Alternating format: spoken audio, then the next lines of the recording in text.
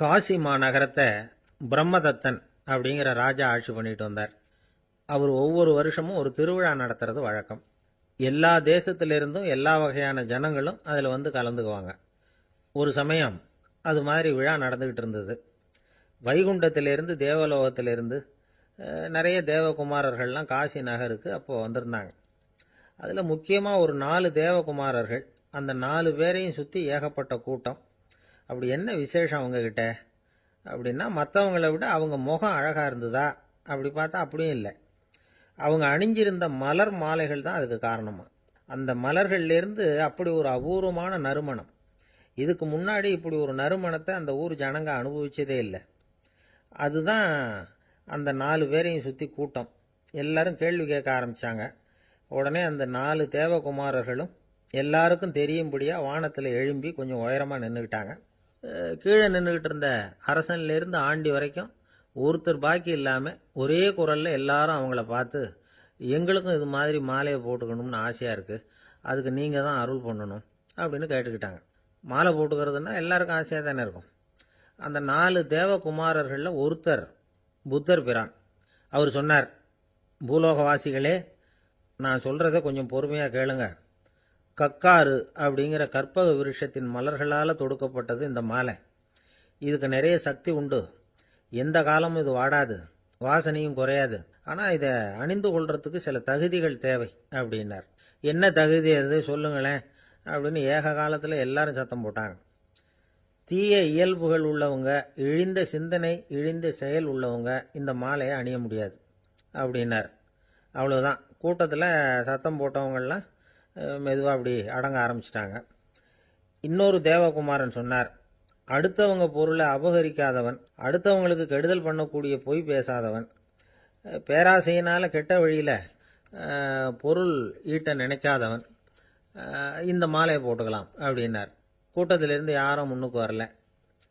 ஒரே ஒரு ராஜகுரு மட்டும் கொஞ்சம் முன்னாடி வந்தார். பெரியவர், படித்தவர். அவர், எனக்கு தகுதி இருக்குது அந்த மாலையை போட்டுக்கிறதுக்கு அப்படின்னார். வேற ஒன்றும் இல்லை, பொய் சொல்லியாவது அந்த மாலையை வாங்கிக்குவோமே அப்படின்னு முடிவு பண்ணிட்டார் அவர். அவ்வளோதான், மாலையை வாங்கிட்டார். அடுத்த தேவகுமாரன் பேசினார். யாருக்கு திடமான அறிவும் மனமும் இருக்குதோ, யாருக்கு நல்ல காரியங்களில் அசையாத ஈடுபாடு இருக்குதோ, நல்ல அரிய பொருள்களை தனியாக தான் மட்டும் அனுபவிக்க விரும்பாதவர் யாரோ அவர் முன்னாடி வந்து இந்த மாலையை வாங்கிக்கலாம் அப்படின்னார். அந்த தகுதியும் எனக்கு இருக்குன்னார் ராஜகுரு. மாலையை வாங்கி போட்டுக்கிட்டார். இன்னொரு ராஜகுமாரன் பேச ஆரம்பித்தார். அறநெறியில் செல்வம் சேர்க்கணும், ஆடம்பர பொருள்களுக்கு அடிமையாகக்கூடாது, வெற்றி அடைஞ்சாலும் கர்வம் வரக்கூடாது, அப்படிப்பட்டவங்க இந்த மாலையை போட்டுக்கலாம்னார். துணிஞ்சு பொய் சொல்லி அதையும் வாங்கி கழுத்தில் போட்டுக்கிட்டார் இந்த ராஜகுரு. இன்னொரு ராஜகுமாரன் சொன்னார், சான்றோர்களை நிந்திக்காதவங்க, புறம் பேசாதவங்க இந்த மாலையை போட்டுக்கலாம்னார். அதையும் வாங்கி போட்டுக்கிட்டார். திருவிழா முடிஞ்சுது, எல்லாரும் திரும்பி போயிட்டாங்க. மறுநாள் ராஜகுரு 4 மாலைகளையும் போட்டுக்கிட்டு ராஜசபைக்கு வரார். வந்தவர் ரொம்ப அவஸ்தையோடு வர்றார். மாலையெல்லாம் வாடி போயிட்டுது, வாசனை எதுவும் கிடையாது. அது மட்டும் இல்லை, அவருக்கு கடுமையான தலைவலி வேற வந்துட்டுது. துடிச்சு போயிட்டார். மாலையை கழட்டவும் முடியல. ஜனங்கள்லாம் அவரை பார்த்து சிரிக்க ஆரம்பிச்சிட்டாங்க. என்னத்துக்கு ஆசைப்படணும், ஏன் இப்படி கஷ்டப்படணும் அப்படின்னு. ராஜா பார்த்தார். மறுபடியும் விழாவுக்கு ஏற்பாடு பண்ணினார். தேவகுமாரர்கள்லாம் வந்தாங்க. ராஜகுரு வந்தார். மக்கள் முன்னிலையில் அவங்க காலில் விழுந்தார், மன்னிப்பு கேட்டுக்கிட்டார். இந்த மாலையை போட்டுக்கிற தகுதி எனக்கு இல்லை. தகுதி இல்லாத ஒருத்தன் தகாத தகுதியை பொய் மூலம் பெறணும்னு ஆசைப்படுறாங்களே, அவங்களுக்கெல்லாம் என்னுடைய தண்டனை ஒரு எச்சரிக்கையாக இருக்கட்டும்னார். அதுக்கப்புறம் தேவகுமாரர்கள் அவர் கழுத்தில் இருக்கிற மாலையை கழட்டினாங்களாம். அந்த மாலைகளும் பழையபடி மனம் கொடுக்க ஆரம்பிச்சுட்டு தான். இதுலேருந்து நாம் தெரிஞ்சுக்க வேண்டியது என்னென்னா, நமக்கு தகுதி இல்லாத ஒரு கௌரவம் நம்மக்கிட்ட தானாக வந்தால் கூட அதை தவிர்த்து விடுறது தான் நல்லது. அதுதான் புத்திசாலித்தனம். ஒருத்தர் வந்தார். சார், எங்கள் இலக்கிய மன்ற விழாவுக்கு நீங்கள் தலைமை தாங்கணும்னார். உடனே இவர் சொன்னார், பேச்சாளர், சார், இலக்கியத்தை பற்றி பேசுகிற தகுதி எனக்கு இல்லையே அப்படின்னார். உடனே அவர் கூப்பிட வந்தவர் சொன்னார், அந்த தகுதி உங்களுக்கு இல்லைங்கிறது எங்களுக்கும் தெரியும் சார், அதனால தான் உங்களை தலைமை தாங்க கூப்பிடுறேன் அப்படின்னார். அது சரி, தலைமைன்னா அதுக்கு இவர் என்னதான் அர்த்தம் பண்ணுறாருன்னு தெரியல. அளவுக்கு மிஞ்சினால் அமிர்தமும் நஞ்சு அப்படின்னு சொல்லுவாங்க. அது உண்மைதான். ஒருத்தருக்கு அளவுக்கு மீறிய புகழ் வந்துட்டுதுன்னு வச்சுங்க, அது கூட ஆபத்தாக போயிடுறது உண்டு. பழங்காலத்துல எல்லாம் கிரேக்க தேசத்தில் ஒரு பழக்கம் உண்டாம். அதாவது யாராவது ஒருத்தரை நாடு கடத்தணும்னா அதுக்கு ஒரு வழி உண்டு. அதாவது ஒருத்தரை நாடு கடத்தணும்னு மக்கள் விரும்புகிறாங்கன்னு வச்சுங்களேன், அவர் பேரை ஒரு மண்பாண்ட ஓட்டுச்சில்லில் எழுதி அதை ஒரு குறிப்பிட்ட பொது இடத்துல போட்டுற வேண்டியது, அவ்வளவுதான். இது மாதிரி பல பேர் போட்டுக்கிட்டே இருப்பாங்க, எல்லாம் அப்படியே குவிஞ்சு போயிடும். அந்த ஓட்டாஞ்சில்லு குவியலில் யாருடைய பேர் அதிகமாக இருக்குதோ அந்த நபரை ஒரு 10 ஆண்டுகள் நாடு கடத்தி விடுவாங்க. இது அந்த ஊர் வழக்கமாக. ஒரு நாள் அந்த குவியலுக்கு பக்கத்தில் ஒரு ஆள் நின்றுக்கிட்டு இருக்கிறான். அவன் கையில் ஒரு ஓட்டாஞ்சில்லு வச்சிருக்கிறான். அதில் யாரோட பேரையோ எழுதணும், எழுதி அந்த இடத்துல போடணுங்கிறது அவன் ஆசை. ஆனால் அவன் படிக்காதவன், அதனால் எழுத தெரியல. யாராவது அந்த வழியாக வர்றாங்களான்னு பார்த்துக்கிட்டே நின்றுக்கிட்டு இருந்தான். ஒரு பெரியவர் வந்துக்கிட்டு இருந்தார். அவர்கிட்ட ஓடினான். கையில் இருந்த மண்பாண்ட சில்லை கொடுத்தான். ஐயா, இதில் ஒரு பேர் எழுதி கொடுங்களேன்னா. அந்த பெரியவர் அதை வாங்கி கையில் வச்சுக்கிட்டு, என்ன பேர் எழுதணும் சொல்லு அப்படின்னா. இவன் சொன்னான், அரிஸ்டைடிஸ் அப்படின்னு எழுதுங்க அப்படின்னா. இதை கேட்டதும் அந்த பெரியவருக்கு அதிர்ச்சி. ஏன்னா அவர் தான் அரிஸ்டைடிஸ், தத்துவ மேதை அரிஸ்டைடிஸ் அவர். இருந்தாலும் நான் தான் அதுங்கிறத காட்டிக்காம அந்த ஆளுகிட்ட கேட்டார். அது சரிப்பா, அரிஸ்டைடிஸ்ங்கிற பேரை எழுத சொல்ற, அவர் உனக்கு என்ன கெடுதல் பண்ணார்? அவர் பேரை இதில் எழுத சொல்றியே அப்படின்னு கேட்டிருக்கார். அதுக்கு இவன் சொன்னானா, அவர் எனக்கு எந்த கெடுதலும் பண்ணல, அவரை நான் பார்த்தது கூட இல்லை அப்படின்ட்டுருக்கான். அப்புறம் எதுக்காக அவரை நாடு கடத்தணும்னு நீ ஆசைப்படுற அப்படின்னு கேட்டிருக்கார். இப்போ அந்த ஆள் சொல்கிறான், அரிஸ்டைடஸை பற்றி எல்லாரும் பேசுகிறாங்க, அவர் ரொம்ப நல்லவர், அவர் ஒரு பெரிய அறிவாளிங்கிறாங்க, அவர் ஒரு பெரிய வள்ளல், பேரறிஞர், இப்படி எல்லாரும் சொல்கிறத கேட்டு கேட்டு எனக்கு ரொம்ப அலுத்து போயிட்டுது, அதனால தான் வெறுப்பாயிட்டேன் அப்படின்னு நானும். இதிலேருந்து என்ன தெரியுது? நாம் நல்லவனாக இருக்கிறதுல ஒன்றும் இடைஞ்சல் இல்லை. ஆனால் நம்மளை நல்லவன் நல்லவன் எல்லாரும் சொல்ல ஆரம்பிச்சிட்டாங்கன்னு வச்சுக்கோங்க, அப்போ இடைஞ்சல் ஆரம்பம்னு அர்த்தம். எதுவுமே அளவுக்கு மிஞ்சி போகாமல் பார்த்துக்க வேண்டியது ரொம்ப அவசியம். அளவுக்கு அதிகமாக ஆசைப்படாதவங்களில் ஆப்ரஹாம் லிங்கனும் ஒருத்தரான். அவர் ஒரு தடவை தன்னுடைய நண்பர்கள்கிட்ட பேசிக்கிட்டு இருந்தாராம். ஒருத்தர் கேட்டிருக்கார், ஒரு மனுஷனுக்கு கால்கள் எவ்வளோ உயரம் இருக்கணும் அப்படின்னு கேட்டாராம். இதுக்கு ஆப்ரஹாம் லிங்கன் சொன்னாராம், அது என்ன, இடுப்புலேருந்து தரையை தொடுற அளவுக்கு உயரம் இருந்தால் போதும் அப்படின்னாராம். ஒரு பெரிய பியானோ கலைஞர் வியன்னாவில் இருந்தார். ரொம்ப புகழ்பெற்ற இசை கலைஞர் அவர். இங்கிலாந்து மகாராணி விக்டோரியா அவருடைய சங்கீதத்தை கேட்கணும்னு ஆசைப்பட்டாங்க. அவரை அரண்மனைக்கு கூப்பிட்டாங்களாம். பியானோ வாசிக்க சொல்லி கேட்டாங்களாம். இவரும் ரொம்ப பிரமாதமாக வாய்ச்சி காட்டியிருக்கார். உடனே பாராட்டி பரிசுகள்லாம் கொடுத்து அனுப்புனாங்களாம். அந்த இசையை கேட்கறதுல அரசிக்கு ரொம்பவும் ஆர்வம் உண்டு. அதனால் அதுக்கப்புறமும் அந்த கலைஞர் அடிக்கடி அரண்மனைக்கு வர வேண்டிய அவசியம் ஏற்பட்டது. ஏன்னா அரசி கூப்பிட ஆரம்பித்தாங்க. இவர் போகணும், அங்கே இசை நிகழ்ச்சி நடத்தணும். இவர் அங்கே பாடி வாசிக்கிறது உண்டு. ஒரு தடவை மகாராணி அவரை பார்த்து, உங்கள் நாட்டு தேசிய கீதம் பாடுங்களேன் அப்படின்னு கேட்டாங்களாம். உடனே அவர் தன்னுடைய நாடான ஆஸ்திரியாவின் தேசிய கீதத்தை பாடியிருக்கிறார். அவர் பாட ஆரம்பித்த உடனே மகாராணி எழுந்திரிச்சு நின்னாங்களாம்.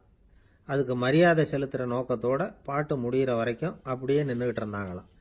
இதுதான் அந்த அரசியினுடைய பெருந்தன்மை. அதாவது நாட்டுப்பற்றுங்கிறது அந்த அளவுக்கு அப்படி இருக்கணும். இப்படி ஒரு அரசியே நம்ம நாட்டு தேசிய கீதத்துக்கு எழுந்திரிச்சு நின்று மரியாதை செலுத்துகிறாங்க அப்படிங்கிறத புரிஞ்சிக்கும் பொழுது அந்த முதிய கலைஞரின் மகிழ்ச்சிக்கு அளவே இல்லையாம்.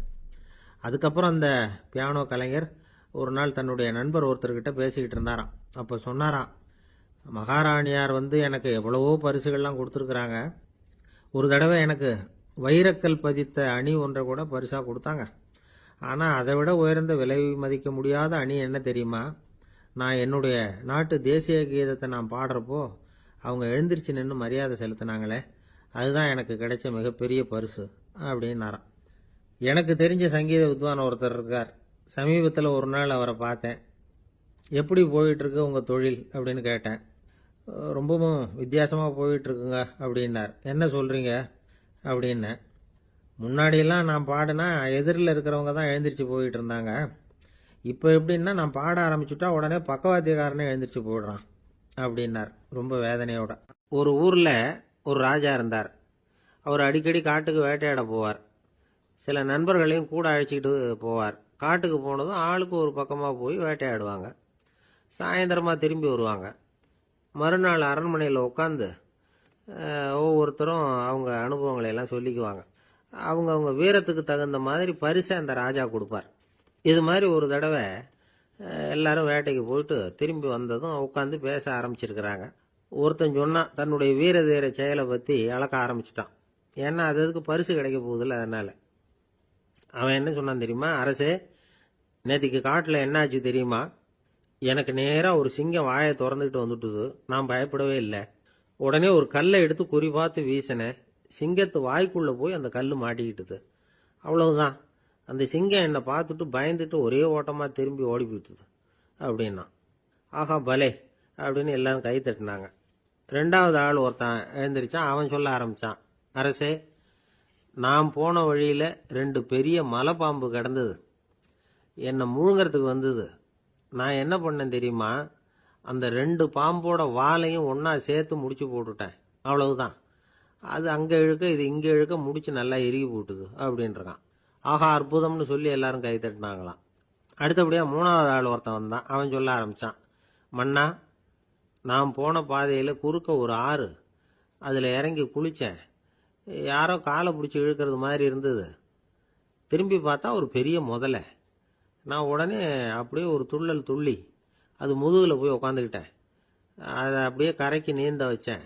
கரைக்கு வந்து சேர்ந்ததும் அப்படியே ஒரே துள்ளி குதிச்சு கரைக்கு வந்துட்டேன் அப்படின்றான். அவன் தன்னுடைய வீரத்தை அப்படி சொல்லியிருக்கான். அடடா எப்பேற்பட்ட வீரம் அப்படின்னு எல்லாரும் கை தட்டினாங்களாம். 4வது ஆள் எழுந்திரிச்சான். மன்னா, நான் போன இடத்துல ஒரு கரடி வந்து என்னை துரத்த ஆரம்பிச்சுட்டுது. நான் ஒரு மலை உச்சிக்கு வந்துட்டேன். அதுக்கப்புறம் ஒரு அடி எடுத்து வச்சாலும் அதில் பாதாளத்தில் விழ வேண்டியது தான். அந்த நேரம் பார்த்து ஒரு பெரிய ராட்சச கழுகு அந்த பக்கமாக பறந்து வந்தது. நான் உடனே அப்படியே உயர எழும்பி அந்த கழுகோட காலை பிடிச்சிக்கிட்டேன். அப்படியே தொங்கிக்கிட்டே வந்தேன். ஒரு நல்ல இடம் வந்ததும் தொப்புன்னு கீழே குதிச்சு நடந்து வந்துட்டேன். இதுக்கும் எல்லாரும் கை தட்டுறாங்க. கடைசியாக ஒரு ஆள் எழுந்திரிச்சான். அரசே, நான் வந்து போன வழியில் ஒரு பெரிய யானை குறுக்க வந்தது. பயங்கரமாக சத்தம் போட்டுக்கிட்டே வந்தது. நான் பயந்து ஓடலை. உடனே என்ன பண்ணேன் தெரியுமா? அந்த யானையோட வாலை பிடிச்சி தூக்கினேன். தலைக்கு மேலே தூக்கி கர கர கர கரன்னு சுற்றினேன். வேகமாக சுற்றி வீசி எறிஞ்சேன். அவ்வளவுதான். அதே ஸ்பீடில் அந்த யானை மேலே போக ஆரம்பிச்சுட்டுது. இன்னும் கூட அது போய்கிட்டே தான் இருக்குது, கீழே விழவே இல்லைன்னா. இதை கேட்டதும் ராஜாவுக்கு கோபம் வந்துட்டுது. என்ன முட்டாள்னு நினச்சிக்கிட்டு பேசுறியா? யானையை வந்து நீ வாலை பிடிச்சி தூக்குன, அதை நான் நம்பணுமா அப்படின்னார். உடனே இவன் பணிவாக பதில் சொன்னான், அரசே, ஒரு சிங்கத்து வாயில கல் மாட்டிக்கிட்டதை நம்புறீங்க, மலைப்பாம்பு வாலை பிடிச்சி முடிச்சு போட்டதை நம்புறீங்க, முதல்ல முதுகில் சவாரி பண்ணதையும் நம்புறீங்க, கழுகு காலை பிடிச்சிக்கிட்டு பறக்கிறதையும் நம்புறீங்க. அப்படி நம்புறப்ப நான் சொன்னதை மட்டும் நம்பக்கூடாதா அப்படின்னு கேட்டானான். பொய் சொன்னவங்கெல்லாம் தலையை தொங்க போட்டுக்கிட்டாங்களாம். ராஜா அவங்கள பார்த்து சொன்னாராம், நீங்கள் எல்லாரும் என்னை முட்டாளாக்கி இருக்கிறீங்க. கடைசியாக பேசின இவன் தான் எனக்கு உண்மை எது பொய் எதுங்கிறத புரிய வச்சிருக்கிறான். இவன் தான் உண்மையான தைரியசாலி அப்படின்னு சொல்லி அவனுக்கே பரிசெல்லாம் கொடுத்து பாராட்டினாராம். இப்படி ஒரு கதை. உண்மையை நிலைநாட்டுகிறவன் தான் உண்மையான வீரன் அப்படிங்கிறத இதிலிருந்து நாம் புரிஞ்சுக்கணும். இந்த காலத்துல எல்லாம் பொய் சொன்னாதான் பிழைக்க முடியுங்கிறது ஒரு சில பேரோட நம்பிக்கை. ஒரு அப்பாவுக்கு தன் மகனுக்கு பொய் சொல்ல தெரியலையேங்கிற கவலை. பொய் சொன்னாதான் இந்த உலகத்தில் பிழைக்கலாம், ஆனால் இவனுக்கு அது தெரியலையே, அதனால் இவனை அழைச்சிட்டு போய் நடுக்கடலில் விட்டுட்டு வந்துடுவோம் அப்படின்னு அழைச்சிட்டு புறப்பட்டான். கடற்கரைக்கு போனான். மகனுக்கு சந்தேகம், எங்கேப்பா என்னை அழைச்சிட்டு போகிறேன்னு கேட்டிருக்கான். கடலில் மீன் பிடிக்க கற்றுக் கொடுக்க போகிறேன் உனக்கு அப்படின்னானா. நான் ஏற்கனவே மீன் பிடிச்சிட்டேனேன்னானா இவன் மகன். எங்கே அதுன்னு கேட்டிருக்கான் அப்பங்காரன். சுட்டு சாப்பிட்டுட்டேன்ருக்கான் புள்ள. அப்பங்காரன் பார்த்தான், சரி நம்ம புள்ள பொழைச்சிக்கோ அப்படின்னு சொல்லி திருப்பி அழைச்சிட்டு வந்துட்டான். நம்மள சில பேர் ரொம்ப தைரியமாக இருப்பாங்க. நாம் கூட சொல்கிறது உண்டு, அந்த ஆளுகிட்ட வர்றதுக்கு எமன் கூட பயப்படுவான் அப்படின்னு சொல்கிறது உண்டு. தைரியசாலிகளை நெருங்கிறதுக்கு எமன் பயப்படுவான் அப்படின்னு சொல்கிறது உண்மைதான். அது பொய் இல்லை. மன வலிமை இருக்கு பாருங்க, அது மனுஷனை காப்பாற்றும். இது வந்து மருத்துவ ரீதியான உண்மை. உடல் கோளாறுகள் மன ஆரோக்கியத்தை பாதிக்கும். மன எழுச்சி, மன போராட்டம் இதெல்லாம் வந்து உடல் இயக்கத்தில் மாறுதலை உண்டாக்குது. சில வகையான நோய்களுக்கும் மனசுக்கும் இருக்கிற சம்பந்தம் என்னங்கிறத பற்றியெல்லாம் இப்போ ஆராய்ச்சி பண்ணுறாங்க. ஆஸ்மா, மூட்டு வலி, பெருங்குடல் அழற்சி, உயர் இரத்த அழுத்தம், சோரியாசிஸுங்கிற தோல் வியாதி, வயிற்று புண்ணு, இந்த தைராய்டு நச்சுத்தன்மை, இது மாதிரி நோய்களை உண்டாக்குறதுல மனசோட பங்கு என்னங்கிறத பற்றியெல்லாம் ஆய்வு பண்ணி பார்த்துருக்குறாங்க. எதுக்கு எடுத்தாலும் சோர்ந்து போகிறது, தோண்டு போகிறது, இப்படிப்பட்ட மனவாகு, அதோட யாரும் நமக்கு உதவ முடியாது அப்படிங்கிற மனோபாவம், கைவிடப்பட்ட மனநிலைமை, இதெல்லாம் நோயோட தீவிரத்தை ரொம்ப அதிகரிக்க செய்யுதான். இவங்கெல்லாம் அந்த கை கால் வலிக்குது, உடம்பு அசதியாக இருக்குது, தூக்கம் வரல, முதுகு வலிக்குது, உடம்புல உணர்ச்சி குறையுது, கை கால் விரல்லாம் மரத்து போகுது, இப்படி ஏதாவது சொல்லிக்கிட்டு டாக்டர்களை தேடி வந்துக்கிட்டு இருப்பாங்க. நெஞ்சு வலி யாருக்கு வருது தெரியுமா? பதற்றம், போட்டி மனப்பான்மை, அளவுக்கு அதிகமான வேகம், துடிப்பு, பேராசை, எதுலேயும் கட்டுப்பாடு, நேரம் தவறாமை, அப்புறம் இதெல்லாம் உள்ள மனவாக உள்ளவங்க இருக்கிறாங்கல்ல, அவங்க பெரும்பாலும் நெஞ்சு வலிக்கு ஆளாயிடுறாங்களாம். ஃப்ரீட்மேன் அப்படிங்கிறவர் நிறைய ஆராய்ச்சியெல்லாம் பண்ணி பார்த்துட்டு இதை உறுதிப்படுத்தியிருக்கிறார். அவர் பண்ணின ஆராய்ச்சியில் என்னெல்லாம் தெரிய வந்தது தெரியுமா? பொறுப்பு அதிகம் உள்ளவங்களுக்கு கண்டிப்பாக ரத்த அழுத்தம் வரும், அதிகமாக இருக்குமா. அதே மாதிரி கண்டிப்பாக இருக்கிறாங்கல்ல, அவங்களுக்கும் ரத்த அழுத்தம் அதிகரிக்குமா.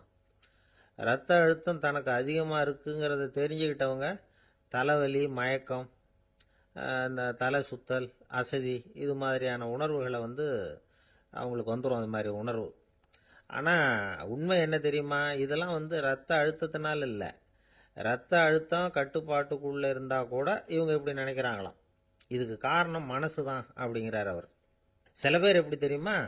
ஒருத்தர் மாரடைப்பால் இறந்து போனார் அப்படின்னு கேள்விப்பட்டால் போதும், இறந்து போகிறதுக்கு காரணம் இதயம்தான் அப்படிங்கிற பீதியால், இதய தளர்ச்சி அப்படிங்கிற மனநோயால் பாதிக்கப்படுறார்.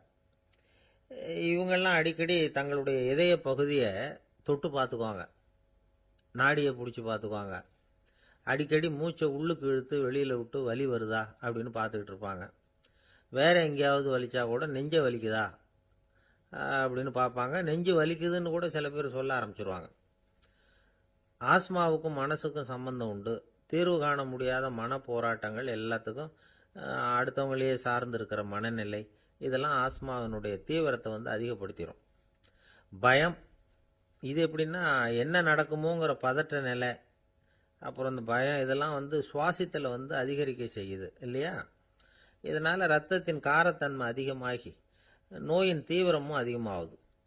மன போராட்டம், மனக்கவலை, மன இறுக்கம், இதெல்லாம் தோல் வியாதியை தூண்டி விடுதான். இது மாதிரி இன்னும் எவ்வளவோ இருக்குது. அதனால் இன்றைக்கி நமக்கு தேவை என்னன்னா மன வலிமை, மலர்ந்த முகம், இது ரெண்டு இருந்துட்டுதுன்னா பலவிதமான நோய்கள் நம்மக்கிட்ட நெருங்கி வராது. டாக்டர், என்ன நெருங்காமல் இருக்கிறதுக்கு நான் ஒரு காரியம் பண்ணுறேன் அப்படின்னார் ஒருத்தர். அவர் என்ன அர்த்தத்தில் சொன்னார்னா, டாக்டர் அவரை நெருங்காமல் இருக்கிறதுக்கு அவர் ஒரு காரியம் பண்ணுறாராம். நண்பர்கிட்ட சொன்னார். நண்பர் கேட்டார், அது என்ன காரியம் பண்ணுற அப்படின்னு கேட்டார். தினம் ஒரு ஆப்பிள் பழம் சாப்பிட்றேன்னார் அவர். ஏன்னா ஆங்கிலத்தில் ஒரு பழமொழி சொல்லுவாங்கள்ல, an apple a day keeps doctor away அப்படிம்பாங்க. ஒரு ஆப்பிள் பழம் சாப்பிட்டா டாக்டர் விலகியே இருப்பார், டாக்டர்கிட்ட போக வேண்டிய அவசியம் இருக்காது அப்படிங்கிறதுக்காக அந்த பழமொழி சொல்கிறது. என்னன்னா, யாருமே நெருங்காமல் இருக்கிறதுக்கு நான் ஒரு காரியம் பண்ணுறேன்னார் இன்னொருத்தர். டாக்டர் நெருங்காமல் இருக்கிறதுக்கு ஆப்பிள் பழம் சாப்பிட்றேன்னார் அவர். என்னை யாருமே நெருங்காமல் இருக்கிறதுக்கு நான் ஒரு காரியம் பண்ணுறேன்னார் இன்னொருத்தர். அது என்னன்னு கேட்டோம். தினம் ஒரு பூண்டு சாப்பிட்றேன்னார். ஏ கார்லிக் எ டே கீப்ஸ் எவ்ரிபடி அவே அப்படின்னு அதுக்கு ஒரு புது விளக்கமும் கொடுத்தார்.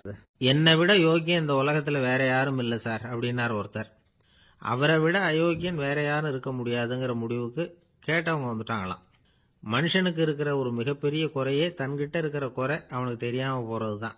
ஆனால் அடுத்தவங்ககிட்ட இருக்கிற குறை இவனுக்கு தெளிவாக தெரிஞ்சிடும். ஒரு ஒட்டகம் ஒரு கொக்கை பார்த்து ஒரு கேள்வி கேட்டுதான். என்ன கேள்வி தெரியுமா? உன் கழுத்து ஏன் இப்படி வளைஞ்சி போயிருக்குது அப்படின்னு கேட்டிருக்கு. இதுக்கு உடம்பே வளைச்சல். இது போய் கொக்கை கிண்டல் பண்ணுது. இன்னைக்கு மனித சுபாவமும் கிட்டத்தட்ட இப்படித்தான் இருக்குது. இந்த உலகத்தில் குறையில்லாத மனிதர்கள் யாரும் கிடையாது, நாம உள்பட அப்படிங்கிறத முதல்ல நாம் நல்லா புரிஞ்சுக்கணும். ஒரு ஊரில் ஒரு விற்பனை நிலையம் இருந்தது. செல்ல பிராணிகளை விற்பனை செய்கிற நிலையம் அது. நாய், கிளி, பூனை இப்படி நிறைய வச்சு விற்பனை பண்ணிகிட்டு இருக்கிறாங்க. நாய்க்குட்டி விற்பனை செய்கிற பகுதியில் ஒரு சிறுவன் நின்றுக்கிட்டு இருந்தான். விற்பனை செய்கிற ஆளுகிட்ட விலை கேட்டுக்கிட்டு இருந்தான்.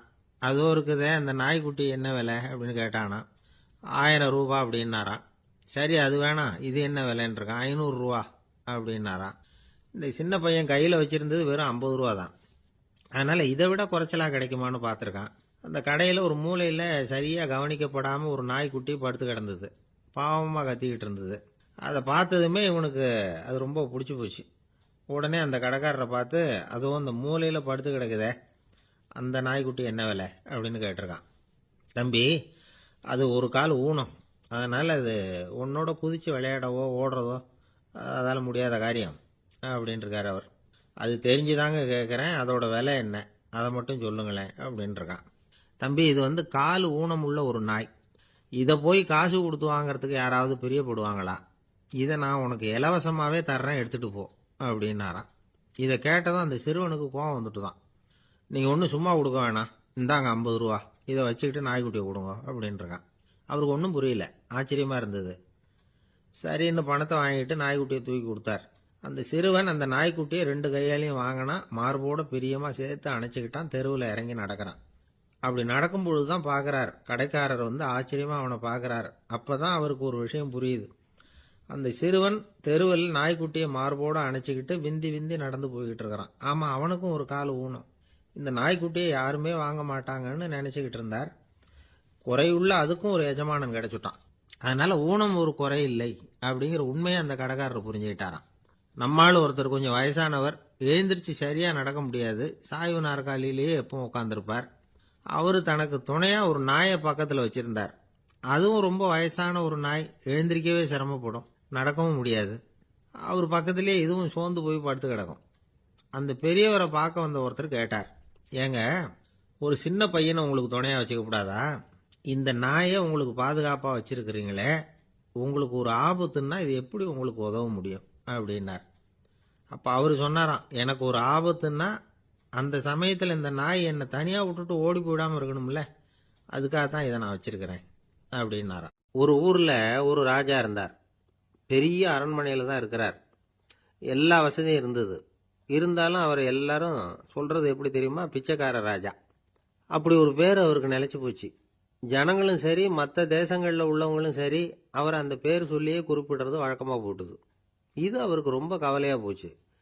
என்ன இது, நம்மளை தேடி வர்றவங்களுக்கெல்லாம் நாம் சோறு போடுறோம், நம்ம புகழ்ந்து பாடல் ஏற்றி கொண்டு வர்ற புலவர்களுக்கெல்லாம் அவங்க எப்படி வந்தாலும் ஒருவேளை சோறு போடணுங்கிறது உத்தரவு. இவ்வளவுலாம் செஞ்சும் நம்மளை போய் பிச்சைக்கார ராஜான்னு எல்லாரும் சொல்கிறாங்களே, அது ஏன், எதுக்காக இப்படி சொல்கிறாங்க? இதுதான் ராஜாவுக்கு குழப்பம். சரி, இதை பற்றி நம்ம அமைச்சர்கள் கிட்ட கேட்கலாமா அப்படின்னு யோசனை பண்ணார். இந்த விஷயத்தை போய் அவங்ககிட்ட எப்படி கேட்கறதுன்னு அவருக்கு தயக்கமாக இருந்தது. கௌரவ குறைச்சலாக தெரிஞ்சுது அவருக்கு. சரி, சாதாரண குடிமக்கள்கிட்ட இதை பற்றி கேட்கலாமா அப்படின்னு யோசனை பண்ணார். கேட்கலாம், ஆனால் அவங்க யாரும் ராஜா முன்னாடி வந்து நின்று தைரியமாக பேசக்கூடிய அளவுக்கு இல்லை. ராஜாவோட குழப்பம் நாளுக்கு நாள் அதிகமாக போச்சு. கடைசியாக அவர் ஒரு முடிவுக்கு வந்தார். அதாவது, இதை பற்றி ஒரு பிச்சைக்காரங்கிட்டே கேட்டு பார்த்துட்டா என்ன. இதுதான் அவர் பண்ண முடிவு. உடனே மாறு வேஷம் போட்டுக்கிட்டு நகர்வலம் போனார். ஒரு பிச்சைக்காரனை கண்டுபிடிச்சார். இதை பாருப்பா, நம்ம ராஜாவை எல்லாரும் பிச்சைக்கார ராஜான்னே சொல்கிறாங்களே, அதுக்கு என்ன காரணமாக இருக்கும் அப்படின்னு கேட்டார். அதுக்கு அவன் சொல்கிறான், இதுக்கான பதிலை இன்னும் ஒரு 30 நாளில் சொல்கிறேன் அப்படின்னா. உடனே இவருக்கு சந்தோஷம். உண்மையை அவங்ககிட்ட சொன்னார். நான் வேற யாரும் இல்லை, நான் தான் இந்த நாட்டு ராஜா. இப்போ நீ என் கூடவே வந்துடு, அரண்மனையிலேயே தங்கிக்கோ.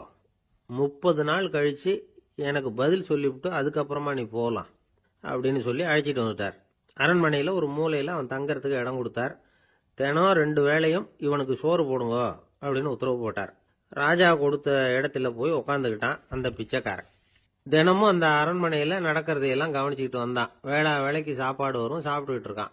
இப்படி 30 நாள் முடிஞ்சுது. ராஜா வந்தார். என்ன, என்னோட கேள்விக்கு பதில் என்னன்னு கண்டுபிடிச்சிட்டியான்னார். கண்டுபிடிச்சிட்டேன்னா. என்ன எல்லாரும் பிச்சைக்கார ராஜான்னு சொல்கிறாங்களே, அது நியாயமாக படுதா உனக்குன்னு கேட்டார். நியாயமாக தான் படுது, சந்தேகம் இல்லாமல் நீங்கள் பிச்சைக்கார ராஜா தான். என்னதான் நீங்கள் வசதியோடவும் படைபலத்தோடவும் இருந்தால் கூட நீங்கள் வந்து எங்கள் வர்க்கத்தை சேர்ந்த ஆசாமி தான் அப்படின்னு அடித்து சொல்லிவிட்டான் அந்த ஆள். ஏனால் அப்படி சொல்கிறேன்னு கேட்டார் இவர். அரசே, ஒரு உண்மையை கண்டுபிடிச்சி சொல்கிறதா நான் உங்ககிட்ட சொன்னேன். நீங்கள் ராஜ பரம்பரைன்னா உடனே உங்கள் கழுத்தில் கிடக்கிற முத்து மாலையை கழட்டி பரிசாக கொடுத்துருப்பீங்க, பொன்னையும் மணியையும் கொடுத்துருப்பீங்க. ஆனால் நீங்கள் அப்படி செய்யலை. என்னை ஒரு மூலையில் உட்கார வச்சு 2 வேளை சோறு போட சொன்னீங்க. உங்களை தேடி யார் வந்தாலும், யார் வந்து பாராட்டி பேசினாலும் அல்லது பிரச்சனைகளை சொன்னாலும் நீங்கள் செய்கிற ஒரே காரியம் சோறு போடுறது தான். பிச்சைக்காரனுக்கு சோறு மட்டும்தான் உலகம். உங்க விஷயத்திலையும் நீங்க அப்படித்தான் நினைக்கிறதாக தெரியுது. நல்லா கவனிங்க. எந்த ஒரு பிரச்சனைக்கும் சோறு தான் முடிவுன்னு நினைக்கிறீங்க பாருங்க. நீங்க சந்தேகமில்லாத எங்களை சேர்ந்த ஆளுதான் அப்படின்னு விட்டான் அந்த பிச்சைக்காரன். அதுக்கப்புறம் தான் அந்த ராஜா தன்னுடைய தவறுகளை எல்லாம் திருத்திக்கிட்டாராம். பசின்னு வர்றவங்களுக்கு சோறு தான் போடணும், அது தப்பு இல்ல. பாராட்ட வர்றவங்களுக்கெல்லாம் சோத்தையே போட்டு அனுப்புனா இப்படிதான் பேர் வரும். எனக்கு தெரிஞ்ச ஒருத்தர் தினமும் யாராவது ஒருத்தரை தன் வீட்டுக்கு அழைச்சிட்டு போவார், சாப்பாடு போட்டு அனுப்புவார். முன்னறிவிப்பு இல்லாம திடீர்னு ஒரு விருந்தாளியோட வீட்டுல போய் இவர் நிக்கிறது வழக்கம். அந்த அம்மாவும் இவருக்காக தயார் பண்ணி வச்சிருந்ததை இவர் அழைச்சிட்டு வந்திருக்கிற விருந்தாளிக்கு போட்டுருவாங்க. விருந்தாளி சாப்பிட்டுட்டு போனதுக்கு அப்புறம் இவர் மனைவி கிட்ட உனக்கு சிரமம் வேணாம் அப்படின்னு சொல்லிவிட்டு பக்கத்துல உள்ள ஒரு ஹோட்டலுக்கு போய் காசு கொடுத்து சாப்பிட்டுட்டு வந்துருவார். பல நாள் இப்படி நடக்கும். ஒரு நாள் அவரை தனியா கூப்பிட்டுக்கிட்டு போய் ஏன் இப்படி பண்றீங்கன்னு கேட்டோம். அதுக்கு அவர் சொல்றாரு, எங்க வீட்டு சாப்பாட்டுல இருந்து தப்பிக்கிறதுக்கு எனக்கு வேற வழி எதுவும் தெரியல சார், அதனாலதான் இப்படி பண்ணிட்டு இருக்கிறேன் அப்படின்னார் ரொம்ப பரிதாபமா. எது ரொம்பவும் கஷ்டமான காரியம் அப்படின்னு கேட்டார் ஒருத்தர். ஒருத்தருக்கு ஒருத்தர் சண்டை போடாம இருக்கிறது தான் ரொம்ப கஷ்டமான காரியம் அப்படின்னு தோணுது. ஒரு நாட்டுக்கும் இன்னொரு நாட்டுக்கும் சண்டை, நாட்டுக்குள்ளேயே ஒரு குரூப்புக்கும் இன்னொரு குரூப்புக்கும் சண்டை. ஏன் சண்டை போட்டுக்கிறீங்கன்னு கேட்டு பாருங்க. நாங்க சமாதானத்துக்காக தான் சண்டை போட்டுக்கிறோம் அப்படிம்பாங்க. வாழறதுக்காக பிறந்த மனுஷன் லட்சியத்துக்காக உயிரை விட தயார் அப்படின்னு சொல்லிட்டு இருப்பான். அப்படி உயிரை விடுறவங்கள நாமளும் பாராட்டுவோம். ஆனா ஒண்ணுமில்லாத விஷயங்களுக்கெல்லாம் சண்டை போடுறவங்களெல்லாம் அப்படிப்பட்டவங்களையும் சரி உயிரை விடுறவங்களையும் சரி என்னன்னு சொல்றது. யுத்தங்களாலேயும் சண்டைகளாலேயும் நாம் அடையிறது என்னங்கிறது ஒரு பக்கம் இருக்கட்டும், இழக்கிறது என்ன தெரியுமா? ஏராளமான உயிர்கள். ரத்தம் சிந்தறதுக்கு நான் தயார் அப்படின்னு மார்தட்டி சொல்லலாம். ஆனா ரத்தம் சிந்தினா உயிர் காத்துக்கிட்டு இருக்க தயார் இல்லை. அதாவது உயிர் நமக்காக காத்துக்கிட்டு இருக்க தயார் இல்லை. இழக்கிற ரத்தத்தை ஈடுகட்டினா தான் உயிரை காப்பாற்ற முடியும். அதனால இது சம்பந்தமா ஆராய்ச்சி செய்யற கட்டாயம் ஏற்பட்டு போச்சு. அதோட விளைவா புதுசா ஒன்றை கண்டுபிடிச்சிருக்கிறாங்க. அதுதான் செயற்கை ரத்த பொடி. இப்போ இந்த திடீர் சாம்பார் பொடி, திடீர் ரசப்பொடி, திடீர் காப்பி பொடி இப்படிலாம் சொல்கிறோம்ல, அது மாதிரி இது திடீர் ரத்த பொடி. இஸ்ரேல் ஒரு சின்ன நாடு, மக்கள் தொகை குறைச்சல், அதோட போர்கள் வேற. அதனால் காயம்பட்டவங்களை காப்பாற்றியே தீர வேண்டிய கட்டாயம். காப்பாற்றணும்னா ரத்த இழப்பை தடுக்கணும். அப்படின்னா உடனடியாக புது ரத்தம் செலுத்தி ஆகணும். திடீர்னு ரத்தம் வேணும்னா எங்கே போகிறது? அதுவும் கிடைக்கிற ரத்தம் சேர்ற குரூப்பாக இருக்கணும். ஒரு வேடிக்கை பார்த்தீங்களா, நான் வேற குரூப்பு நீ வேற குரூப்புன்னு இவன் சண்டை போடுறான். இதில் அடிபட்டவனுக்கு ரத்தம் கொடுக்க போனால் அதுலேயும் அது வேற வேற குரூப்பாக இருக்குது. அது ரத்தமும் வேற வேற குரூப்புன்னு சொல்லிட்டு இருக்குது. எந்த குரூப்பு ரத்தம் வேணும், அது உடனடியாக கிடைக்கலன்னா என்ன பண்ணுறது? இப்படிப்பட்ட கஷ்டம்லாம் நமக்கு வந்துடுது. இதுக்காக தான் விஞ்ஞானிகள் இந்த ரத்த பொடியை கண்டுபிடிச்சிருக்கிறாங்க. அதாவது ஒரு ஆள் அடிபட்டு போட்டான்னு வச்சுங்களேன், அவனுக்கு ரத்தம் கிடைக்கல, உடனே என்ன பண்ணலாம்? இந்த சுத்தப்படுத்தப்பட்ட தண்ணீரை கொஞ்சம் எடுத்துக்க வேண்டியது, அதில் இந்த ரத்த பொடியை கரைக்க வேண்டியது. இப்போ இந்த செயற்கை ரத்தம் தயாராகிட்டுது. இதை அந்த ஆள் உடம்புல ஏற்றி விட்டுற வேண்டியது.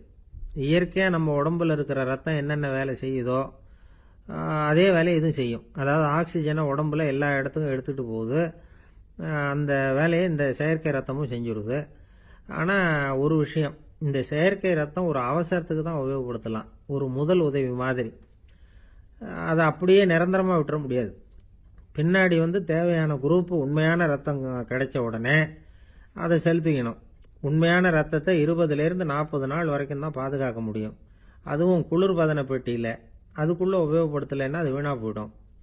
இந்த ரத்த பொடி அப்படி இல்லை, எவ்வளோ நாள் வேணும்னாலும் அப்படியே வச்சிருக்கலாம். குளிர்பதன பெட்டியும் தேவையில்லை. ஆனால் ஒன்று, இது தண்ணியில் கலந்து செயற்கை ரத்தமாக ஆக்கிவிட்டா அதோட வலு 72 மணி நேரம் தான், அதாவது 3 நாள். அதுக்குள்ளே அந்த ஆசாமியை எங்கேயாவது ஆஸ்பத்திரிக்கு தூக்கிட்டு போய் உண்மையான ரத்தத்தை கொடுத்துடணும். சண்டையில் அடிபடுறவங்க, சாலை விபத்தில் அடிபடுறவங்க, இவங்களுக்கெல்லாம் அவசரத்துக்கு கை கொடுத்து உதவுறது இந்த செயற்கை ரத்த பொடி. அதுக்கப்புறம் நாம் கொடுக்குற ரத்தம் தான் அவங்கள காப்பாற்றணும். இன்னைக்கு ரத்தத்தை தானமாக கொடுக்க தயாராக இருக்கிற நல்ல உள்ளங்கள் ஏராளம்.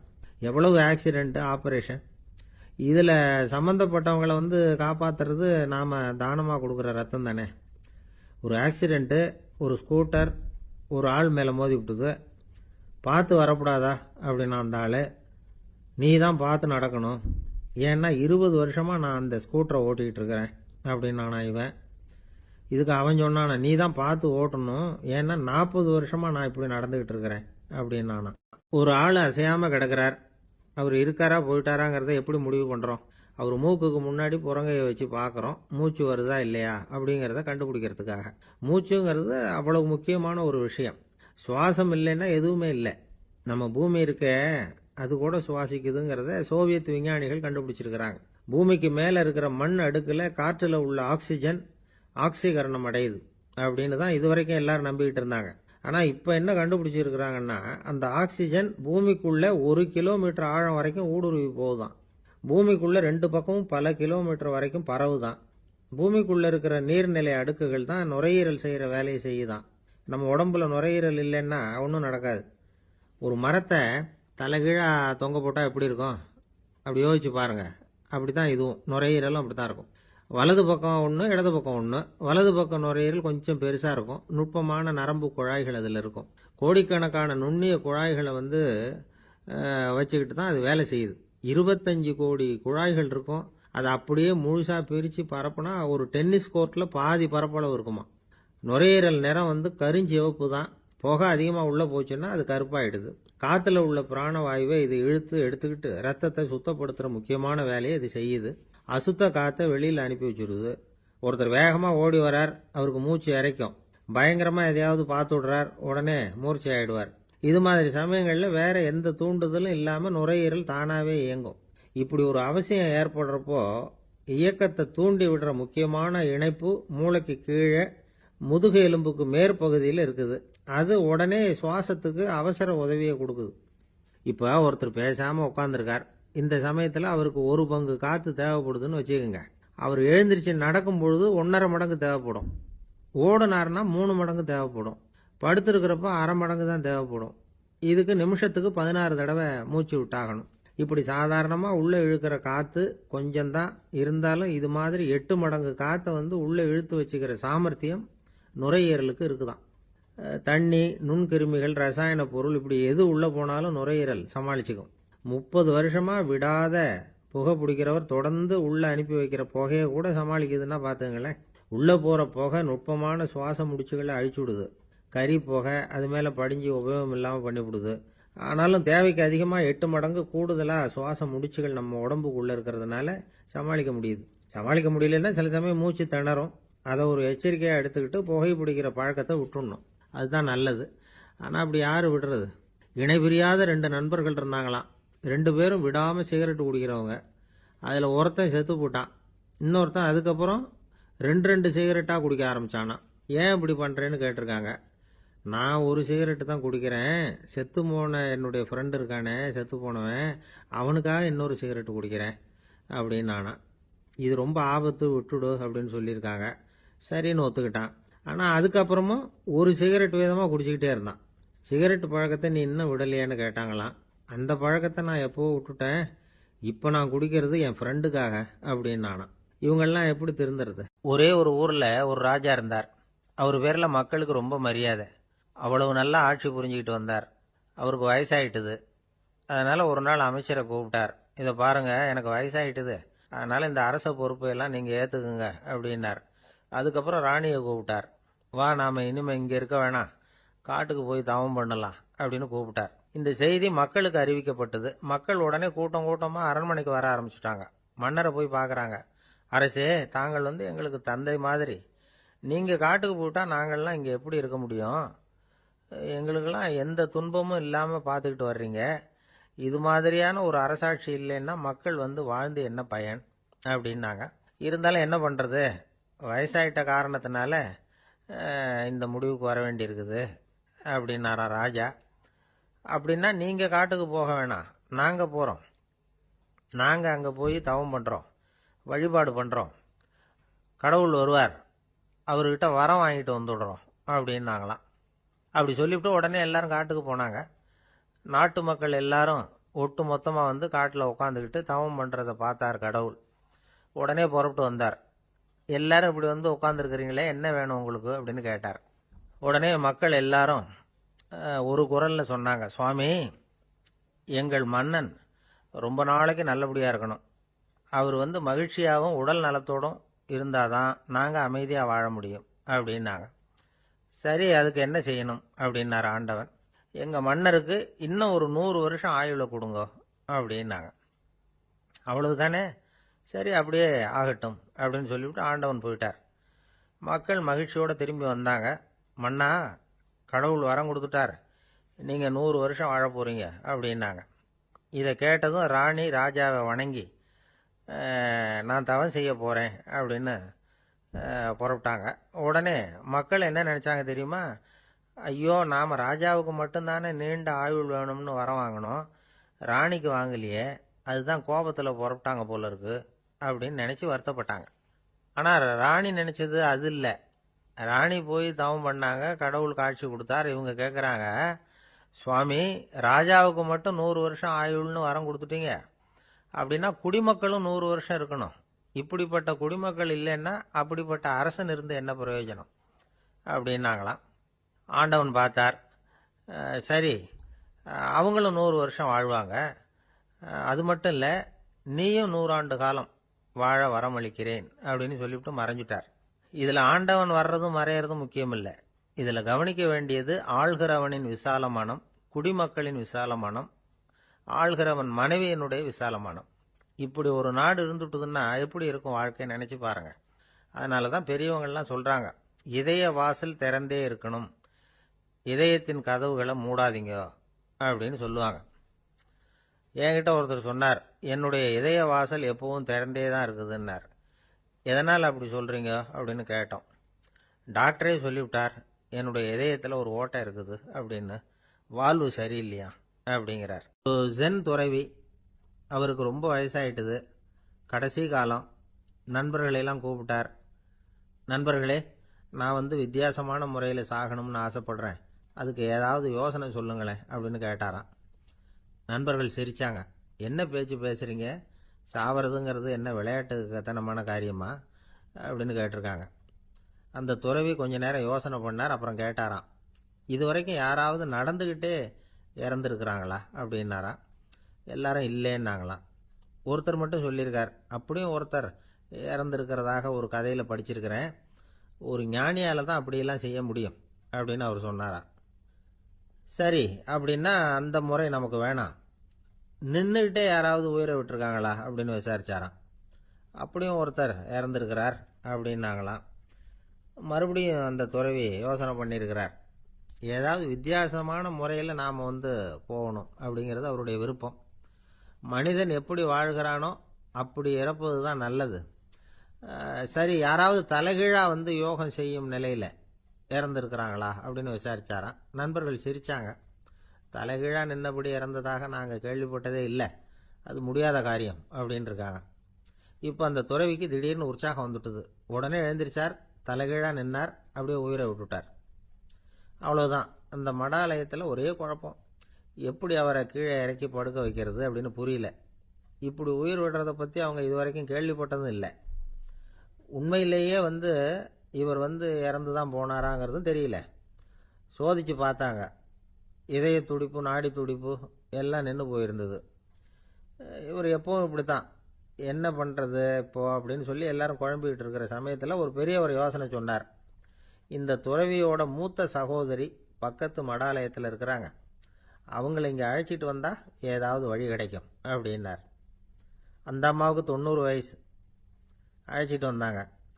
ஒரு குச்சியை ஊன்றிக்கிட்டு அப்படியே மெதுவாக நடந்து வந்தாங்க. தம்பி, தலைகீழாக நின்று உயிர் விட்டு இறக்கிறத பார்த்தாங்க. தம்பின்னு கூப்பிட்டு பார்த்தாங்க, ஒன்றும் காணும். உடனே என்ன பண்ணாங்க, தன்னுடைய கைத்தடியால் தம்பியோட உடலை ஒரு தட்டு தட்டினாங்க. ஏப்பா, சாகிறப்பவும் உன்னுடைய குறும்புத்தனத்தை விடலையா, இப்படியாடா சாகிறது, ஒழுங்கா செத்து தொலை அப்படின்னாங்களாம். அவ்வளவுதான். உடனே அந்த துறவி திரும்பி நேராக நின்னார். அக்கா, கோவப்படாத, நான் ஒழுங்காக சாகிறேன், எப்படி செத்தா என்ன, எல்லாம் எனக்கு ஒன்று தான் அப்படின்னு சொல்லிவிட்டு அப்படியே தரையில் படுத்து உயிரை விட்டாராம். அதுக்கப்புறம் அந்த அம்மா கோலை கையில் எடுத்துக்கிட்டு அப்படியே திரும்பி கூட பார்க்காம அவங்க பாட்டுக்கு போயிட்டாங்களாம். மரணத்தை ஒரு விளையாட்டாக ஆக்கிய அந்த துறவிக்கு வாழ்க்கையே ஒரு விளையாட்டாக தான் இருந்திருக்குது. எந்த நோக்கமும் இல்லாமல் செயல்படுறதுன்னா என்னங்கிறதும் அவருக்கு தெரிஞ்சிருக்குது. பயனை எதிர்பார்க்காம பணி செய்து வாழ்ந்து மறைந்த மகான் அவர். தம்முடைய தொழிலை விளையாட்டு போல செய்ய தெரிஞ்சவருக்கு வாழ்க்கையே ஒரு விளையாட்டாக மாறிடும். எல்லாமே விளையாட்டாகி விடுகிற போது மரணமும் விளையாட்டாகிவிடும் அப்படிங்கிறது தான் அந்த தத்துவம். ஆனால் அதுக்கு முன்னாடி உங்களுக்குள்ளே இருக்கிற உண்மையான நடிகனை நீங்கள் அடையாளம் கண்டுபிடிக்கணும்.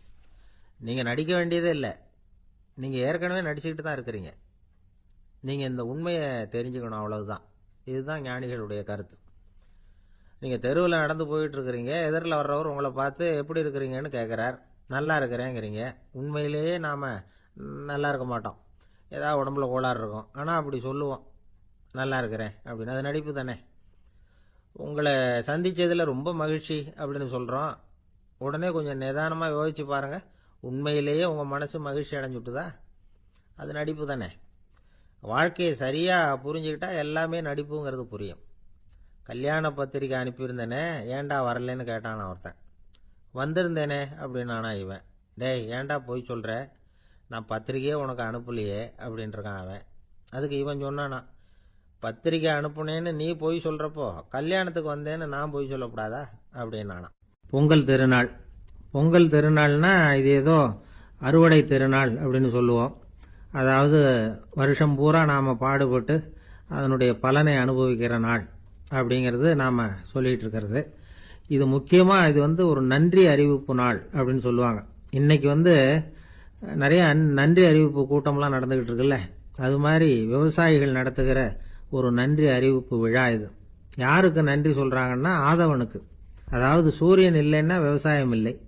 அதனால் ஆதவனுக்கு நன்றி செலுத்துகிற நாளாக இந்த பொங்கல் திருநாளை நாம் கொண்டாடுறோம். அதாவது இந்த பொங்கலில் விவசாயிகள்கிட்ட இருந்து நிறைய பண்புகளை நாம் தெரிஞ்சுக்க வேண்டிய நாள் இது. விவசாயிகள் அவங்க விவசாயம் முன்னேறி இருக்கிற அளவுக்கு விவசாயிகளுடைய வாழ்க்கை தரம் முன்னேறலை. அந்த அளவுக்கு அவர்கள் நாட்டுக்காக உழைச்சிக்கிட்டு இருக்கிறாங்க. அந்த காலத்திலே அதை பற்றி ஒரு கதை சொல்கிறது உண்டு. ஒரு வயசான ஆள் நிலத்தில் ஏறு உழுதுகிட்டு இருந்தாராம். கிழிஞ்சு போன ஒரு சின்ன துண்டை தான் இடுப்பில் கட்டியிருந்தாராம். தலையில் ஒரு கந்தலை சுற்றி இருந்தார். உடம்பு பூரா சேரு, ரொம்ப ஏழை. ஏறு ஓட்டிகிட்டு இருக்கிறவர் வேறு எப்படி இருப்பார்? இருந்தாலும் அந்த ஆள் ரொம்ப ஜாலியாக பாட்டு பாடிக்கிட்டே ஏறு உழுதுகிட்டு இருந்தாராம். உடம்புல தான் அவர் ஏழையை தவிர மனசில் ஒரு ஏழையாக தெரியல. அந்த சமயத்தில் அந்த நாட்டு ராஜா அந்த பக்கமாக குதிரை மேலே வந்தாராம். வேட்டைக்கு போயிட்டு பரிவாரங்களோடு திரும்பி வந்துகிட்டு இருக்கிறார். ரொம்ப செல்வ செழிப்பில் இருக்கிற ராஜா அவர் இந்த வயசான விவசாயியை பார்த்துருக்கார். இந்த ஆள் ரொம்பவும் ஏழைங்கிறது அவர் பார்த்தாவே பளிச்சுன்னு தெரியுது. கட்டிக்கிறதுக்கு நல்ல துணி இல்லை, உடம்போ இழைச்சி போயிருக்குது, வயிறு முதுகில் போய் ஒட்டிக்கிட்டு இருக்கு, கண்ணு குழி விழுந்து போயிருக்குது. ஆனாலும் முகத்தை பார்த்தா சந்தோஷமாக இருக்கிற மாதிரி இருக்கு. இவ்வளவு உற்சாகமாக பாடிக்கிட்டு இருக்கிறாரே அப்படின்னு ஆச்சரியமாக நினச்சி பார்த்தார் அந்த ராஜா. சரி, அவர்கிட்ட கொஞ்சம் பேச்சு கொடுத்து பார்க்கலாம் அப்படின்னு முடிவு பண்ணார். ஐயா பெரியவரே, இப்படி கொஞ்சம் வர முடியுமான்னாராம். பொழுது போகிறதுக்குள்ளே நான் இந்த வயல் பூரா உழவு ஓட்டி ஆகணும், அதனால் பேசுறதுக்கு நேரம் இல்லை அப்படின்னாராம் அந்த பெரியவர். என்ன அவ்வளவு அவசரமா? மீதி இருந்தால் நாளைக்கு உழுதக்கூடாதா? அது சரி, உனக்கு எத்தனை ஏக்கர் நிலம் இருக்குது அப்படின்னு விசாரிச்சிருக்கார் ராஜா. எனக்குன்னு சொந்தமாக உள்ளங்கை அளவு கூட நிலம் கிடையாது. இது எங்கள் முதலாளியோட நிலம். இதை பூராவும் உழுது முடிச்சாதான் அவர் கூலி கொடுப்பார். நான் கூலிக்கு உழுதுகிட்டு இருக்கிறேன். உங்ககிட்ட பேசிக்கிட்டு இருந்தா அவருக்கு துரோகம் பண்ணது மாதிரி ஆயிடும் அப்படின்னாராம். ராஜா குதிரையை விட்டு கீழே இறங்கினார். வரப்பில் நடந்து அந்த பெரியவர்கிட்டயே போனாராம். சரி, ஒரு நாள் பூரா உழுதா உனக்கு எவ்வளவு கூலின்னு கேட்டிருக்கார். 8 அணா கூலி கிடைக்கும்னாராம் அவர். இது ரொம்ப காலத்துக்கு முன்னாடி நடந்த ஒரு சம்பவங்கிறதுனால அப்போ 8 அணா கூலிங்கிறது ரொம்ப பெருசு. இருந்தாலும் அதுவும் அந்த ராஜாவுக்கு பெரிய கூலியாக தெரியல. இவ்வளவு தானா, இதை வச்சுக்கிட்டு நீ எப்படி காலம் தள்ளுற அப்படின்னாராம். ஒன்றும் கவலை இல்லை அப்படின்னாராம் அவர். ராஜாவுக்கு ரொம்ப ஆச்சரியமாக போச்சு. 8 அணா கூலி வாங்குற இந்த ஆள் கவலை இல்லாமல் இருக்கிறார், ஏராளமான வசதியோடு இருக்கிறன்னா கவலை இல்லாமல் வாழ முடியலையே அப்படின்னு நினச்சி பார்த்துருக்கார். அது சரி, 8 அணாவில் எப்படி குடும்பம் நடத்துகிற அப்படின்னு கேட்டாராம். எனக்கு கிடைக்கிற 8 அணாவில் 2 அணா குடும்பத்துக்கு செலவழிக்கிறேன், 2 அணா பழைய கடனுக்கு கொடுக்குறேன், 2 அணா தர்மம் செய்கிறேன், 2 அணா வட்டிக்கு கொடுக்குறேன், ஒரு குறையும் இல்லைன்னாராம். ராஜாவுக்கு ஒன்றும் புரியல. எனக்கு ஒன்றும் புரியலேன்னு இருக்கார். ஐயா, எனக்கும் என் மனைவிக்கும் 2 அணா செலவாகுது. வயசான அம்மா அப்பா இருக்கிறாங்க, சின்ன வயசில் என்னை காப்பாற்றினவங்க அவங்க. அந்த கடனுக்கு 2 அணா செலவாகுது, அது பழைய கடன். என் தங்கச்சி ஒருத்தி ஆதரவு இல்லாத நிலைமையில தன்னுடைய மகனோட என் வீட்டில் இருக்கிறா. அவளுக்கும் அவள் மகனுக்கும் 2 அணா செலவு பண்ணுறேன், அது தர்மம். எனக்கு 2 பிள்ளைங்க இருக்கிறாங்க, அவங்களுக்கு 2 அணா செலவு பண்ணுறேன், அது வட்டிக்கு கொடுக்கறது மாதிரி. பிற்காலத்தில் அவங்க எங்களை காப்பாற்றுவாங்க. அந்த வகையில் நான் திருப்தியோடு வாழ்ந்துகிட்டு இருக்கிறேன் அப்படின்னாராம். ராஜாவுக்கு அர்த்தம் புரிய ஆரம்பிச்சுதான். அந்த பெரிய நிலத்தை விலை கொடுத்து வாங்கி அந்த பெரியவருக்கே தானமாக கொடுத்துட்டாராம். இப்போ உழுதவருக்கே நிலம் சொந்தமாயிட்டுது. அன்னையிலேருந்து அரசனுக்கும் ஆறுதல் கிடைச்சுதான். இப்படி ஒரு கதை சொல்லுவாங்க. எட்டனா வருமானத்தை வச்சுக்கிட்டு எப்படி காலத்தை தள்ளுறதுன்னு சொல்றதுக்காக இந்த கதையை சொல்றதாக யாரும் தப்பா நினைச்சுக்க கூடாது. கிடைக்கிறத எப்படி பங்கு போடுறார், எப்படி திருப்தியா வாழறார் அப்படிங்கிறது தான் முக்கியம். அது மாதிரி இன்றைக்கு இந்த பொங்கல் திருநாளில் உழவர்கள் மனசு மகிழ்ச்சியா இருந்ததுன்னா அது எல்லாரும் மகிழ்ச்சியா இருக்கிறது மாதிரி அர்த்தம். அதனால அவர்கள்ட்ட இருந்து நாம பாடம் கத்துக்கணும். சில உழவர்கள் தங்கள் நிலத்துல விளையறத தாங்கள் சாப்பிட மாட்டாங்க. அடுத்தவங்கள்ட்ட வித்துட்டு சந்தையில் போய் வேற அரிசி வாங்கிட்டு வந்து தான் இவங்க சாப்பிடுவாங்க. அப்படிப்பட்ட விவசாயிகள்லாம் இது உண்டு. பங்கிடுகிற பண்பை உழவர்கள்ட்ட இருந்து கற்றுக்கொள்ளுங்கள் அப்படிம்பாங்க. ஒரு ஆள் நிம்மதியா மகிழ்ச்சியா இருந்தானா, உங்க நிம்மதிக்கும் மகிழ்ச்சிக்கும் என்ன காரணம்னு கேட்டிருக்காரு இன்னொருத்தர்.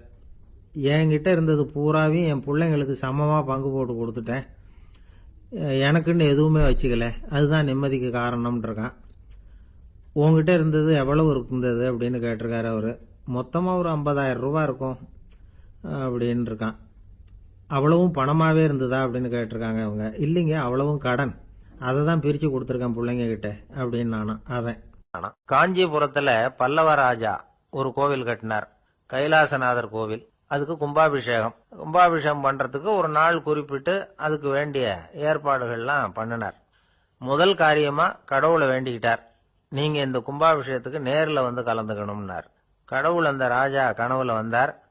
நீ கும்பாபிஷேகம் வச்சிருக்கிற அதே நாள்ல அதே நேரத்தில் எனக்கு இன்னொரு ஊர்ல ஒரு கும்பாபிஷேகம் இருக்குது, அதுக்கு போக வேண்டியிருக்கு. அதாவது திருநின்ற ஊர்ல என்னுடைய பக்தர் ஒருத்தர், அவரும் ஒரு கோயில் கட்டி கும்பாபிஷேகம் செய்கிறார், நான் அதுக்கு போக வேண்டியிருக்கு, அதனால உன்னுடைய தேதியை நீ மாத்தி வச்சுக்கோ அப்படின்னார். கடவுள் தான் எங்கேயும் இருக்கிறவராச்சே, அவர் நினைச்சா 2 இடத்துலயும் இருந்து கோயில் கும்பாபிஷேகத்தை நடத்த முடியாதா? ஏன் அப்படி செய்யல? அது ஒரு முக்கியமான காரணத்துக்காகத்தான். திருநின்ற ஊர்ல இருந்த பூசலாருங்கிற அந்த அடியாரின் பெருமையை இந்த உலகத்துக்கு எடுத்து காட்டணுங்கிறதுக்காகத்தான் கடவுள் அந்த ராஜா கிட்ட அப்படி சொன்னார். சரி, அந்த அடியார் அப்படி என்னதான் பெருசா கோயில் கட்டி விட்டார்? ராஜா கட்டின கோயிலை விட பெருசா? அவர் கட்டினது கருங்கல்லாலேயோ மண்ணாலேயோ மரத்தாலேயோ இல்ல. அவர் கட்டின கோயில் வேற மாதிரி. அது மனசால கட்டின கோயில், மனசுக்குள்ள இருக்கிற கோவில், மனக்கோவில். அந்த அடியார் தன்னோட மனசுக்குள்ள மாசக்கணக்கா ஒவ்வொரு கல்லா சேர்த்து கட்டின கோவில். இந்த விஷயம் ராஜாவுக்கு தெரியாது. அவர் என்ன நினைச்சுட்டாரு, அது நாம கட்டின கற்கோயிலை விட ரொம்ப பெருசா இருக்கும் போல இருக்கு அப்படின்னு நினைச்சுட்டாரு. சரி, அப்பேற்பட்ட அந்த கோயிலை தரிசனம் பண்ணிவிட்டு வருவோம் அப்படின்னு நினைச்சு ராஜா திருநின்ற ஊருக்கு போறார். அங்க போய் பார்த்தா கோயிலையும் காணும், ஒன்னையும் காணும். கடைசியில பூசலார் கட்டின மனக்கோவில் தான் அதுங்கிறத அவர் புரிஞ்சுக்கிறார். உடனே அந்த அடியாரின் காலில் விழுந்து வணங்குறார். அவரோ, இது மனசால முயன்ற கோவில், இதுக்கு இத்தனை பெருமையா அப்படின்னு ஆச்சரியப்படுறார். இதுல ஆச்சரியப்படுறதுக்கு ஒண்ணும் இல்ல. ஆண்டவன் விரும்புறது அகபக்தியை தவிர புற தோற்றங்களே அல்ல. இதை நாம புரிஞ்சுக்கிட்டோம்னா நமக்குள்ள எந்த வேறுபாடுகளும் வர்றதுக்கு வழியே இல்லை. இன்னொரு ராஜா இருந்தார். அவரு ஆண்டவனுக்கு படைக்கிறதுக்காக ஒரு தார் நல்ல செவ்வாழை பழமா எடுத்துக்கிட்டு போகணும்னு நினைச்சார். அதனால முத நாளே அதை வாங்கிட்டு வர சொன்னார் வேலைக்காரங்கிட்ட. வேலைக்காரன் போனா கடத்தெருவில் ஒரு தார் பழம் வாங்கினா. வர்ற வழியில அவன் குடிசை, அப்படியே எட்டி பார்த்துட்டு போவோமேன்னு நினைச்சான். போனான். அங்க இவனோட குழந்தை பாவம் பசியால கத்திக்கிட்டு இருக்கு.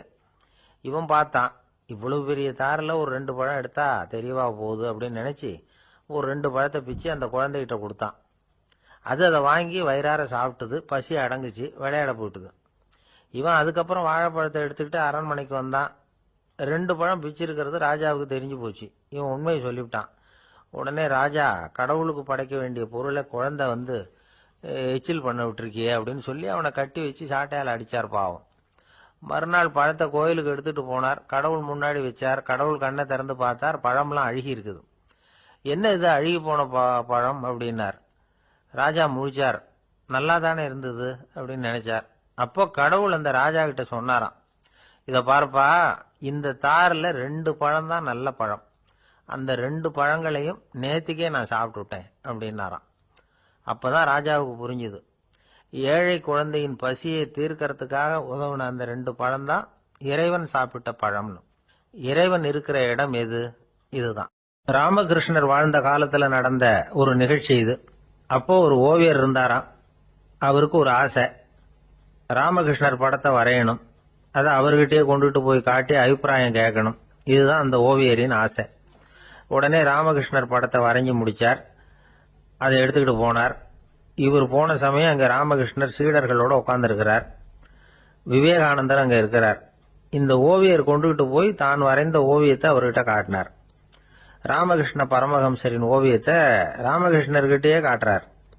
ராமகிருஷ்ணர் என்ன பண்ணார் தெரியுமா? அந்த படத்தை பார்த்தார். உடனே அது காலை தொட்டார். குருதேவருடைய இந்த செயல் சீடர்களுக்கு ரொம்ப வியப்பை உண்டு பண்ணிச்சு.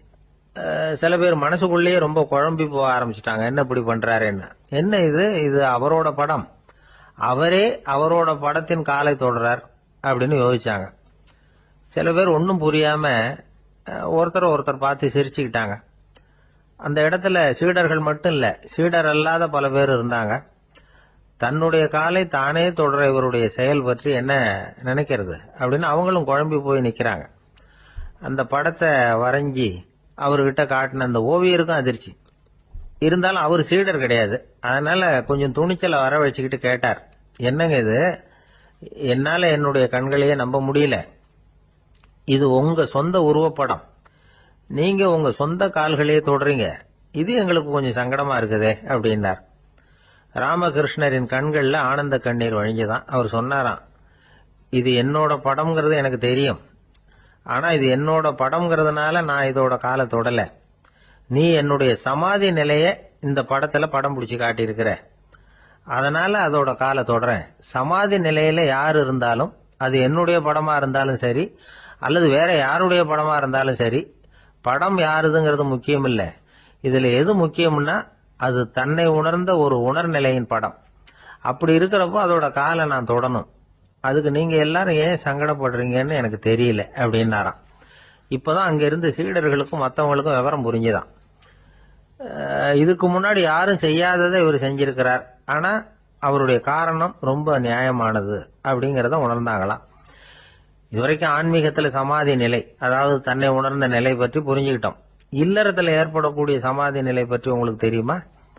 ஒரு அம்மா டாக்டர் கிட்ட வந்து சொன்னாங்களாம், டாக்டர், என் வீட்டுக்காரருக்கு உடம்புல ஏதோ கோளாறுன்னு நினைக்கிறேன், நான் எவ்வளவு நேரம் பேசினாலும் காதுல விழாதது மாதிரி உட்கார்ந்துருக்கிறார் அப்படின்னு ஆகலாம். அதுக்கு அந்த டாக்டர் சொன்னாராம், அம்மா, அது உடம்பு கோளாறு இல்ல, அது ஒரு பெரிய திறமை. ஒரு ஊர்ல ஒரு ஆள் இருந்தான், தையல் கடை வச்சிருந்தான். அவங்கிட்ட ஒருத்தன் ஒரு சட்டை துணி எடுத்து கொடுத்து தைக்க சொல்லியிருந்தான். வர்ற சனிக்கிழமை வா, வந்து வாங்கிட்டு போ அப்படின்னு அவன் சொல்லியிருந்தான்.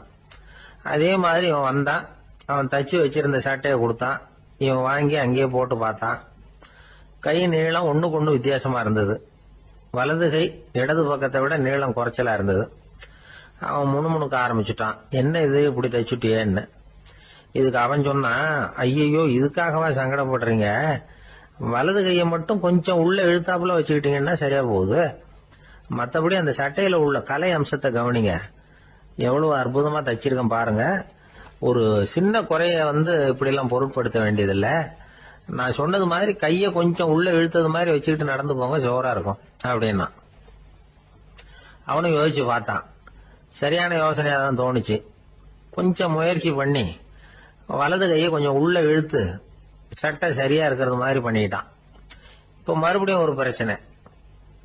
வலது கையை உள்ள இழுத்த மாதிரி அப்படியே வச்சுக்கிட்டதும் முதுகு பக்கம் கொஞ்சம் துணி தளர்த்தியா தொங்குறது மாதிரி தெரிஞ்சது.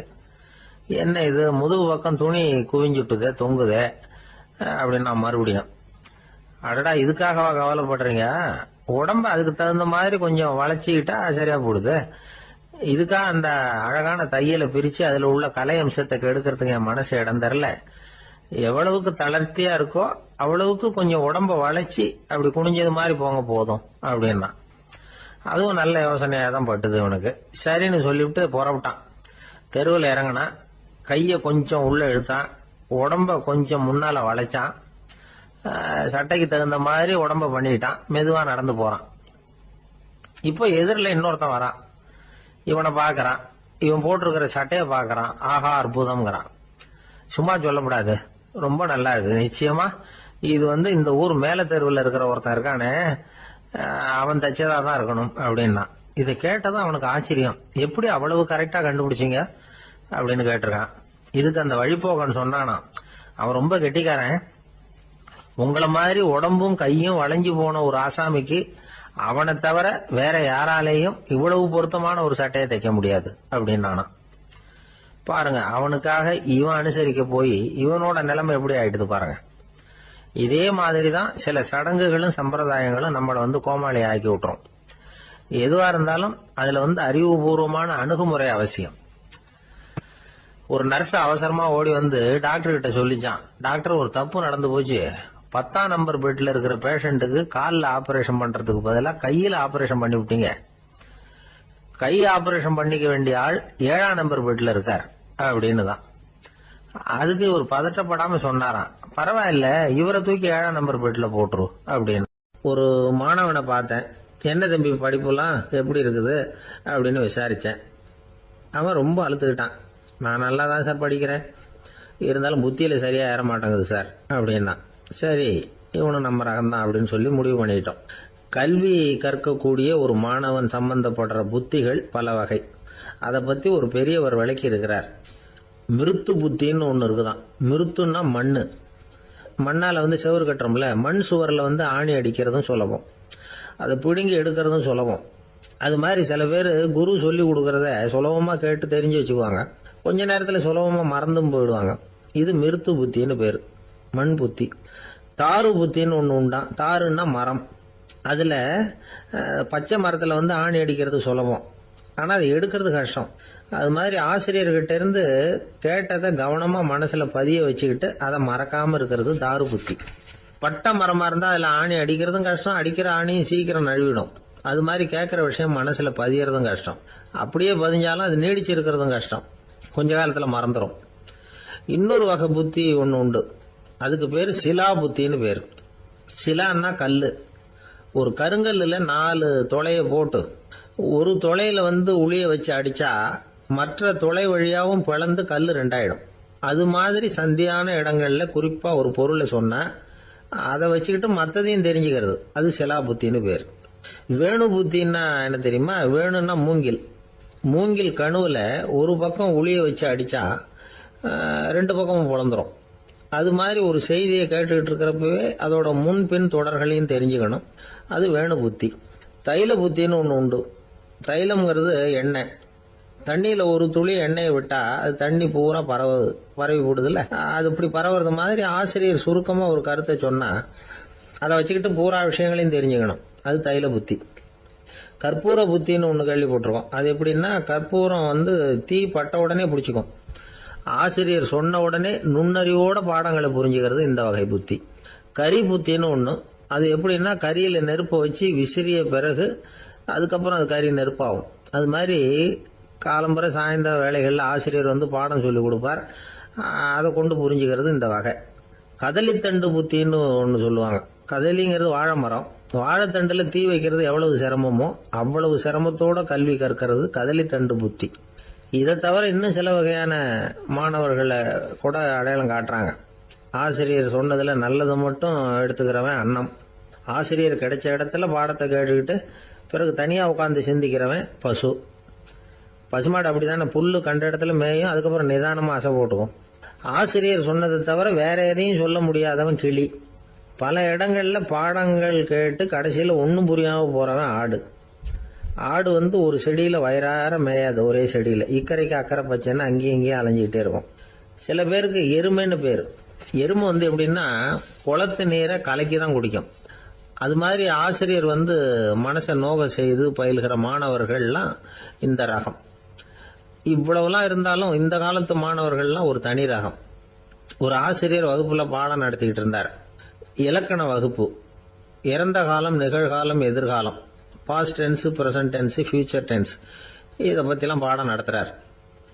எல்லாம் சொல்லி கொடுத்துட்டு இப்ப நான் ஒரு வாக்கியம் சொல்லுவேன், அது என்ன காலம் அப்படிங்கறத நீங்க சொல்லணும்னார் ஆசிரியர்.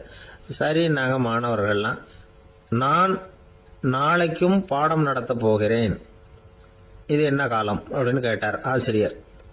அதாவது நான் நாளைக்கும் பாடம் நடத்த போகிறேன்,